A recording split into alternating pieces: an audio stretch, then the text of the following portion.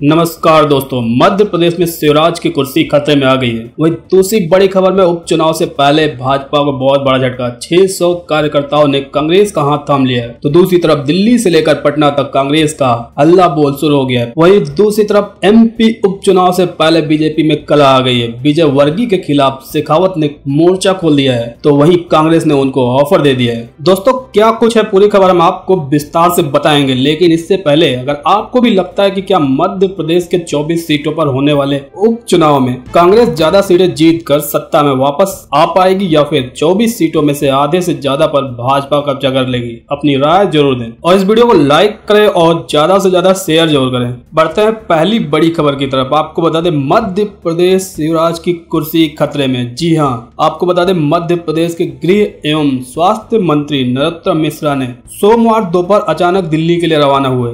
बताया जा रहा है कि पार्टी के केंद्रीय नेतृत्व के बुलावे पर वो दिल्ली निकले हैं। नरोत्तम आज ग्वालियर जाने का कार्यक्रम पहले से तय था, लेकिन दिल्ली आने का निर्देश मिलते ही वो फौरन राजधानी के लिए निकल गए। खबरों के मुताबिक पार्टी नेतृत्व एमपी में नेता बदलने के विकल्प पर विचार किया जा रहा है और इसी सिलसिले में नरोत्तम को बुलाया गया है। सीएम शिवराज सिंह चौहान, प्रदेश अध्यक्ष बीडी शर्मा और वरिष्ठ नेता सुहास भगत रविवार से ही दिल्ली में है। ये सभी लोग प्रदेश में मंत्रिमंडल विस्तार को लेकर विचार विमर्श के लिए दिल्ली में जमा हुए हैं। सोमवार सुबह पहले खबर आई थी कि केंद्रीय नेताओं के साथ शिवराज की बैठक में संभावित मंत्रियों के नाम फाइनल हो गए और 30 जून को शपथ ग्रहण की खबरें भी आई थी। खबरों में बताया गया था कि दिल्ली में शिवराज की पसंद के कम से कम 5 नामों को नए मंत्रियों की लिस्ट से बाहर कर दिया गया है, लेकिन ताजा सूचनाओं के अनुसार पार्टी नेतृत्व एमपी में शिवराज की जगह किसी और को कमान देने का विचार कर रही है। वही दूसरी बड़ी खबर में उपचुनाव से ठीक पहले भाजपा को बड़ा झटका लग गया है। जी आपको बता दें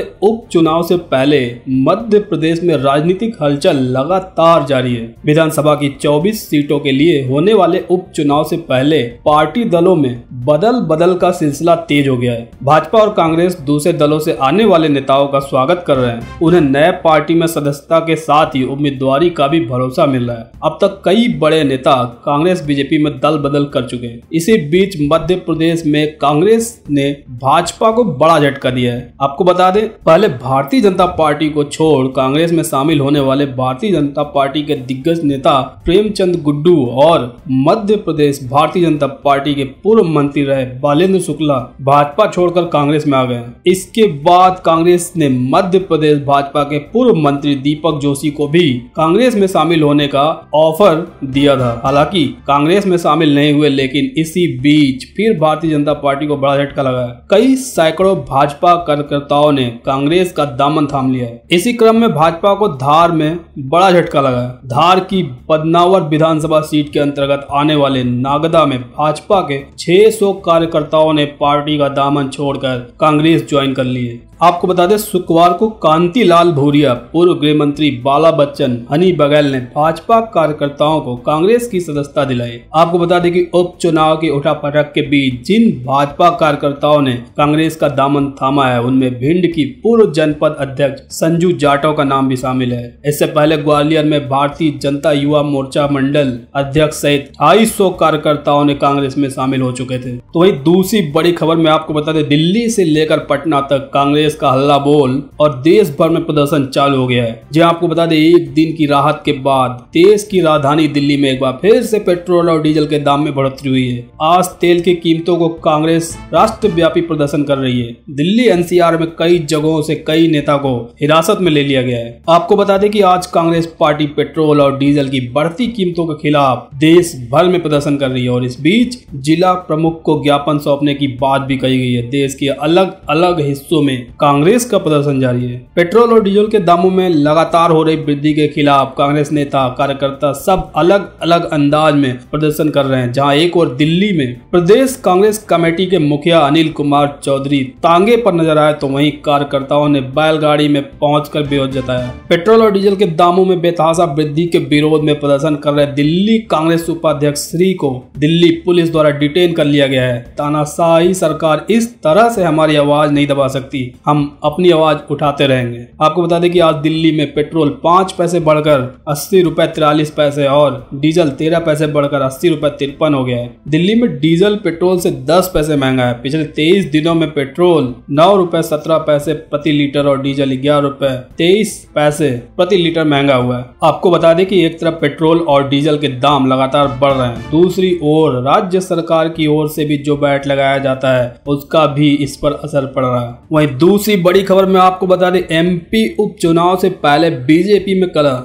जी हां, आपको बता दें मध्य प्रदेश में विधानसभा की 24 सीटों पर होने वाले उपचुनाव से पहले भारतीय जनता पार्टी की अंदरूनी कलह सतह पर अब दिख रही है। बदनावर से पार्टी के विधायक रहे भंवर सिंह शेखावत इन दिनों नाराज हैं। उनकी नाराजगी की वजह दरअसल राजेश अग्रवाल है, जिन्हें दिग्गज नेता कैलाश विजयवर्गीय ने भाजपा में शामिल कराया है। राजेश अग्रवाल की वजह से ही 2018 के विधानसभा चुनाव में शेखावत को हार का सामना करना पड़ा था। हालांकि इससे जाहिर है कि इससे तिलमिलाए शेखावत ने पार्टी हाईकमान के सामने नाराजगी जाहिर कर दी है। वही इस पूरे मामले पर कांग्रेस पार्टी ने चुटकी लेते हुए कहा कि बीजेपी के प्रदर्शन संगठन का अंतकलह सामने आ गया है। वही यह भी खबर है कि कांग्रेस की ओर से शेखावत को टिकट ऑफर किया जा रहा है। भंवर सिंह शेखावत खुलेआम बीजेपी महासचिव कैलाश विजयवर्गीय पर आरोप लगा रहे हैं कि उन्हें हराने के लिए ही राजेश अग्रवाल को बदनावर से खड़ा किया गया था। विजयवर्गीय ने इसमें आर्थिक मदद भी की थी। इंदौर की 5 नंबर विधानसभा सीट से 2 बार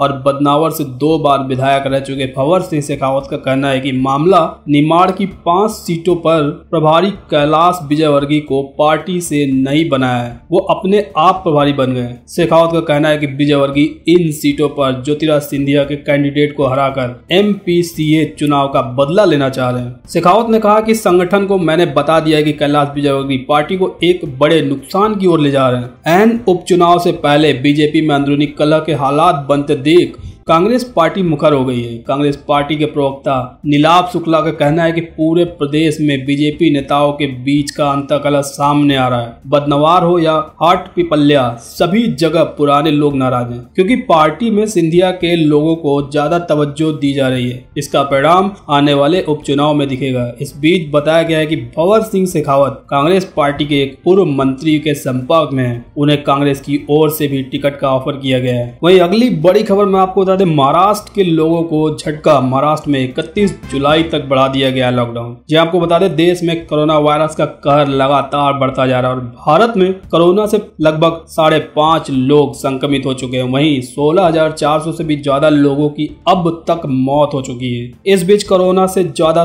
प्रभावित महाराष्ट्र के इस बढ़ते मामले को देखते हुए लॉकडाउन को 31 जुलाई तक के लिए बढ़ा दिया गया है। लॉकडाउन के दौरान राज्य में जरूरी दुकानें खुली रहेंगी। मिशन बिगिन अगेन के तहत सरकार की तरफ से जारी निर्देश में मुंबई और उसके आसपास के इलाके में गैर आवश्यक गतिविधियां प्रतिबंधित होनी चाहिए। आपको बता दें, महाराष्ट्र में संक्रमितों का आंकड़ा 1,64,000 के पार पहुंच गया है। वहीं राज्य में इस महामारी से जान गंवाने वालों का आंकड़ा लगभग 7,500 के पास पहुंच गया है। वहीं दूसरी तरफ पश्चिम बंगाल में ममता बनर्जी सरकार ने राज्य में कोरोना के बढ़ते मामले को देखते हुए लॉकडाउन को 31 जुलाई तक बढ़ा दिया था। वहीं दूसरी बड़ी खबर में आपको बता दें, हेमंत सोरेन ने झारखंड में 31 जुलाई तक लॉकडाउन बढ़ा दिया है। जी आपको बता दें, कोरोना वायरस संक्रमण की रोकथाम के मद्देनजर हेमंत सरकार ने 30 जून 2020 तक घोषित लॉकडाउन को शुक्रवार को एक आदेश जारी करके 31 जुलाई तक बढ़ा दिया है। सोरेन ने कहा कि अब तक लॉकडाउन में जो भी छूट और घोषणाएं समय पर की गई हैं, वह लागू रहेंगी।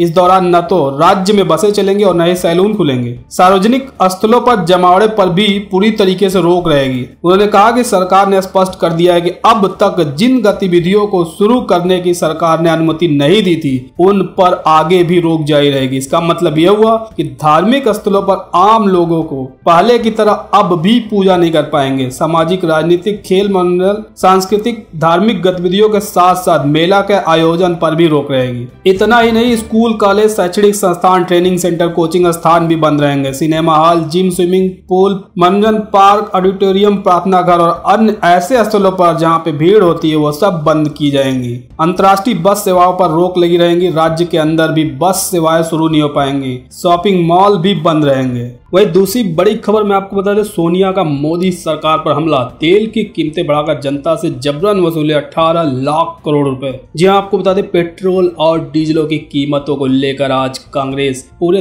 देश में प्रदर्शन कर रही है। कांग्रेस की अंतरिम अध्यक्ष सोनिया गांधी ने पेट्रोल डीजल की बढ़ी कीमतों पर मोदी सरकार पर निशाना साधा और कहा कि पेट्रोल डीजल पर 12 बार एक्साइज ड्यूटी बढ़ाकर मोदी सरकार ने 18 लाख करोड़ रुपए अतिरिक्त वसूले हैं। सोनिया गांधी ने कहा कि एक तरफ कोरोना महामारी का कहर और दूसरी तरफ महंगे पेट्रोल डीजल की मार ने देशवासियों का जीना मुश्किल कर दिया है। आज देश की राजधानी दिल्ली और अन्य बड़े शहरों में पेट्रोल और डीजल की कीमतें 80 रुपए प्रति लीटर को भी पार कर गई है। लॉकडाउन के बाद मोदी सरकार ने 22 बार पेट्रोल डीजल की कीमतें बढ़ाई है। सोनिया गांधी ने कहा कि पेट्रोल डीजल के दाम उस वक्त बढ़ाए जा रहे हैं जब कच्चे तेल की कीमतें अंतर्राष्ट्रीय बाजार में कम हो रही है। 2014 के बाद से मोदी सरकार ने जनता को कच्चे तेल की गिरती कीमतों का फायदा देने की बजाय पेट्रोल डीजल पर 12 बार एक्साइज ड्यूटी बढ़ाई है, जिससे सरकार ने 18 लाख करोड़ रुपए की अतिरिक्त वसूली की है। सोनिया गांधी ने कहा कि सरकार की जिम्मेदारी यह है कि मुश्किल समय में देशवासियों का सहारा बने, उसकी मुसीबत का फायदा उठाकर मुनाफाखोरी न करे।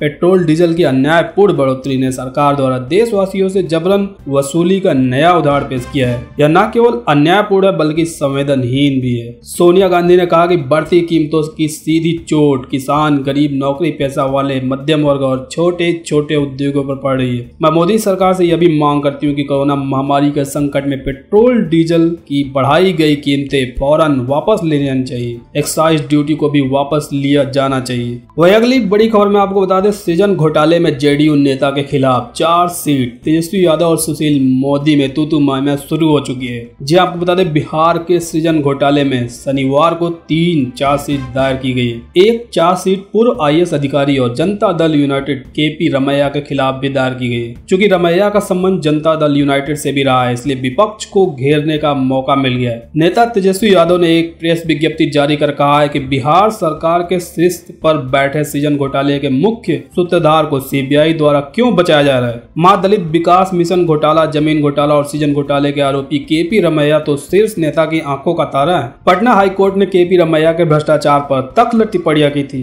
तेजस्वी यादव के अनुसार आंध्र प्रदेश के इस अधिकारी सह बिहार के नेता ने जेडीयू को इतना समृद्ध किया है कि मुख्यमंत्री नीतीश कुमार ने उन्हें बिहार से लोकसभा चुनाव लड़वाया। हारने के बाद लैंड ट्रिब्यूनल का सदस्य बनाया ताकि उनकी पार्टी जेडीयू KP रमैया रचित घोटालों और उनके पावन कर कमलों द्वारा और समृद्ध होती रहे। उन्होंने छात्रवृत्ति और जमीन घोटाले के आरोपी IAS और नेताओं को उनके सप्रेम संरक्षण प्राप्त क्यों है? ऐसी क्या योग्यता है कि आप उन्हें चुनाव लड़वाते हैं और हारने पर और घोटाले करने के लिए प्रोत्साहित और पुरस्कृत करते हैं? वहीं बढ़ते हैं अगली बड़ी खबर की तरफ। आपको बता दें, राहुल गांधी ने कहा कि सरकार पेट्रोल डीजल से मुनाफाखोरी बंद करे। जी आपको बता दें, पेट्रोल डीजल की कीमतों में बढ़ोतरी के खिलाफ कांग्रेस सोमवार को देश भर में प्रदर्शन कर रही है। इसी बीच राहुल गांधी ने कहा है कि क्रूड ऑयल का दाम ऑल टाइम लो पर है, लेकिन देश में पेट्रोल डीजल का रेट सबसे ऊपर है। सरकार को पेट्रोल डीजल के मुनाफाखोरी बंद करनी चाहिए। वहीं सोनिया गांधी ने कहा कि संकट की घड़ी में सरकार को पेट्रोल डीजल की कीमतों में बढ़ोतरी वापस लेनी चाहिए।